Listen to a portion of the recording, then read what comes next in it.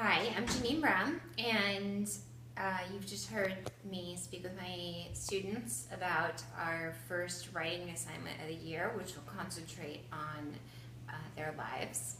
But I also wanted to add in a mini lecture for educators here on the importance of helping middle schoolers find their values, which will be the next part of my assignment at the end of the semester. So I want to talk about personal narrative because that's really my thing. I love to teach it, I love to do it, I love to read it. But personal narrative writing often gets shoved aside, playing second field to report and essay writing. I hear parents complain often that my kid hates to write, but the vast majority of kids do, in fact, like to write, especially when it's about their own lives. They just may not know it because they have only known the world of report writing. My hope is that all students will have a chance to write creatively, to learn to love words and language. This is all good, even great. However, I want to dig a little deeper into my students' lives and encourage them to acknowledge significant life events and then develop a set of values based on those identified life events. So in the spirit of simplification, let's look at this assignment as two parts. The first is a personal evaluation and 5-paragraph essay, which you've already heard about, called My Life. And this is designed to tease out students' involvement and interests in a myriad of subject matter. From what I've learned in my text, what every middle school teacher should know, becoming aware of individual student interests and needs is imperative early on in the process for a middle school teacher. This assessment will ultimately help me to understand and gauge the writing abilities in my 7th grade classroom.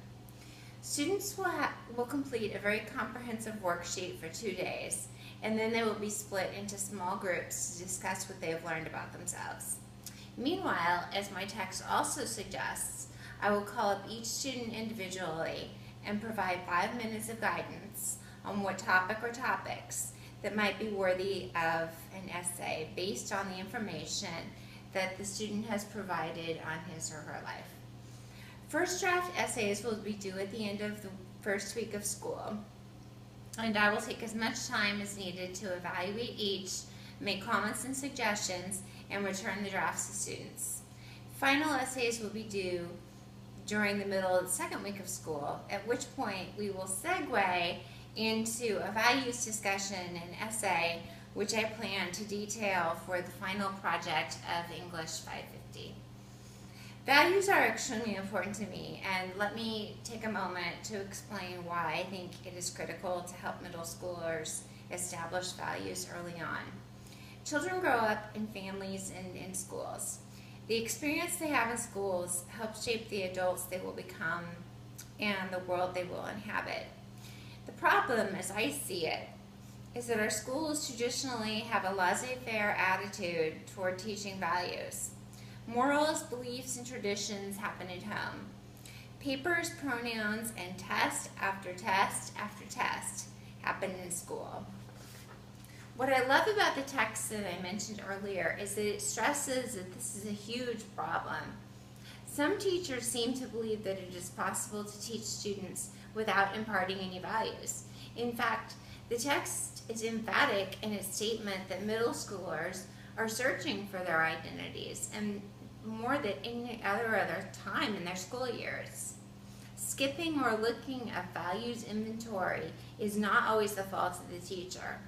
Many teachers, including myself, love to nurture a student's emerging values. Yet our education system typically discourages this type of lesson, instead opting to develop a student's intellect while pushing for the best test score possible. To their credit, many schools are trying to teach values, but when it comes off as a lesson in good behavior, it's not exactly teaching values. I am advocating for a new way, a way in which we deliberate about how middle schools develop value-based identities in the same way we are rigorous about meeting academic standards. Consider for a moment what happens if we don't teach values at some point in school? Schools take hands off, they narrow what they teach, the focus is always on the test, and students are rarely asked to engage in their communities or connect learning to their identities.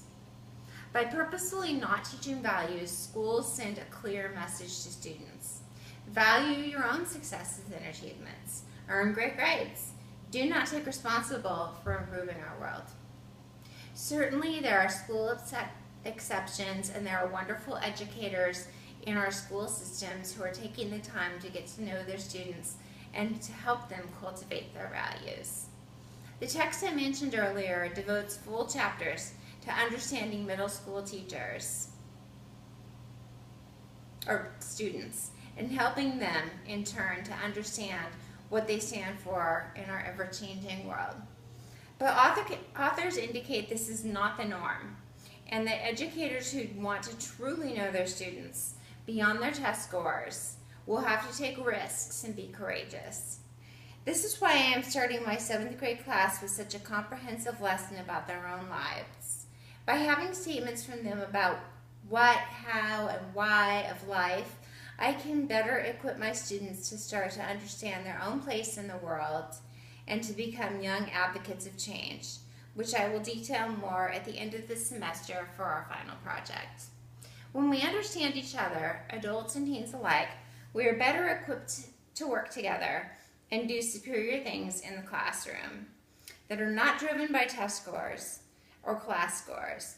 And that is why I am so determined about helping middle schoolers find their identity and their voices.